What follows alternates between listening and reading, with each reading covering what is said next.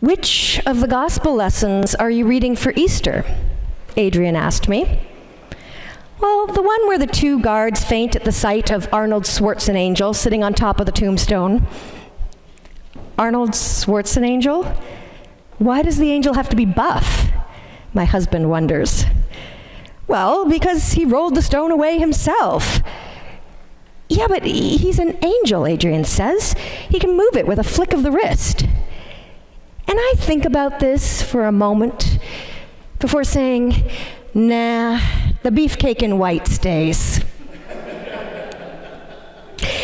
These are the kind of rich theological discussions that happen in my house. Now, anyone reading the Gospels knows that Adrian is probably correct. After all, blessed are the meek. The Lord helps me in my weakness. Faith the size of mustard seeds and not buns of steel move mountains. And God's story always, always turns our stories upside down.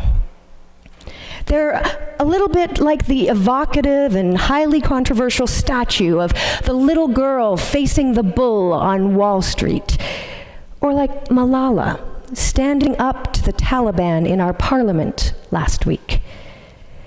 Being God's messenger fills us with a superpower that is not of our own doing, so that even an average-sized angel could get the job done. And he does. He delivers the message that Christ has risen to Mary Magdalene and the other Mary, and he tells them, "Do not be afraid. Do not be afraid."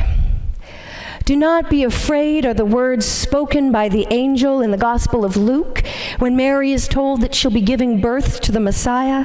"Do not be afraid" are the words of Jesus throughout his ministry to anyone who will listen. "Do not be afraid," the angel says to the women at the tomb. "Do not be afraid," says the resurrected Jesus to the disciples. And yet, even with this repetitive theme spoken by the Son of God and all the angels, the text tells us that the best, the very best that Mary Magdalene and the other Mary can do is to run from the tomb in fear and with great joy. Fear for what comes next, and great joy maybe that they are not alone. And later that week, the disciples still huddle in a locked room in fear of the authorities and an expectant delight at seeing Jesus again. Despite God's obvious miracle, Thomas still has doubts.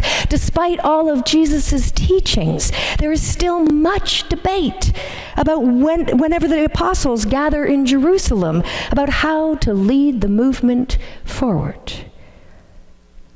Jesus' resurrection does not put an end to fear, doubt, days of despair for his followers. Which, to be honest, makes me sigh with relief. The message of Easter is more complex than "don't worry, be happy."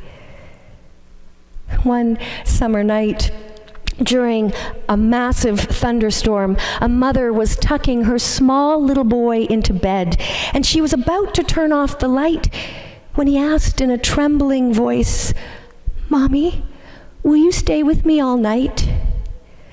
And smiling, the mother gave him a warm, reassuring hug, and she said tenderly, "I can't, dear. I have to sleep in the other room with Daddy."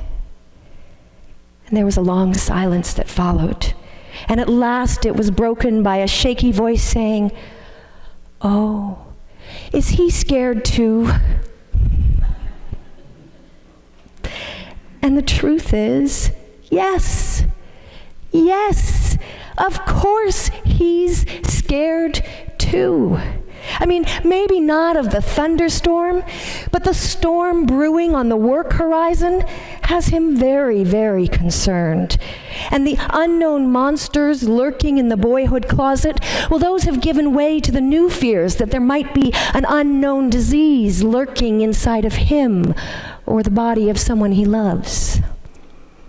Ernest Hemingway used to say, life breaks everyone at some point. And Martin Copenhaver reminds us that death is greedy, eventually claiming everyone we love. And the first step in any 12-step group is to discover and admit that you are powerless in the face of it all. But as a child, hearing the authoritative voice of a parent saying, there's nothing to be afraid of, I'm right here, has its intended soothing consequences. And that effect is broken the first time the child hears whispered voices discussing strained family finances, or accompanies their parents to the hospital waiting room and sees forehead lines full of lines of worry too deep to be new. How long have your parents been lying to us, we wonder, saying it will all be okay when you can suddenly tell that they don't believe it themselves? And so we start to tell a new story, one where there is no longer any safety in the words, "Do not be afraid," because we've seen that the one who utters them is just as afraid as we are. And so we write a new story where it's up to us to stay in control and guide ourselves through a pain-free life.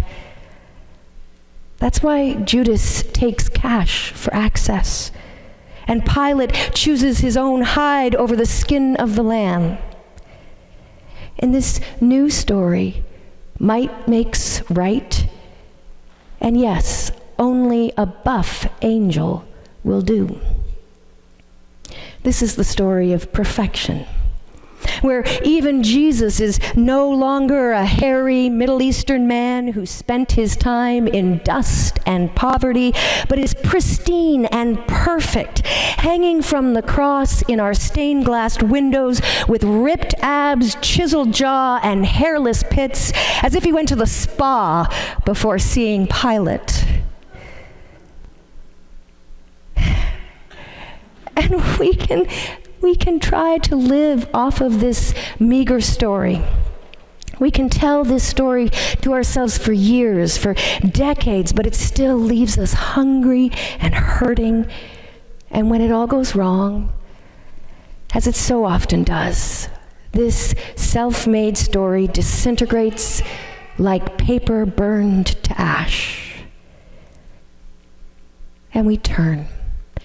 We turn to the true author of our lives to discover that God's story is far more compelling, robust, and true than the ones that we make up for ourselves. At the graveside where we have entombed our hope, we see the gardener cultivating signs of spring.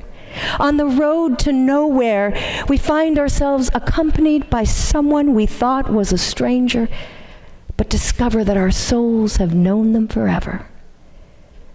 They are the face of Christ that lights up the darkness of our fears, promising us that the dark night of the soul does not last forever. Do not be afraid. Martin Copenhaver reminds us that when Jesus says, "Do not be afraid," He's not offering us the assurance that nothing can go wrong, because often things do go wrong. And it's not the assurance that everything turns out for the best, because if we're honest, it seldom does. Rather, it's the assurance that whatever may happen to us, that whatever we must face, we do not do it alone. That nothing we can encounter is stronger than God's love, and that ultimately God gets the last word. That in the end, and sometimes even before the end, God's love is triumphant. The love that will go to the cross for us is strong enough to hold us through anything.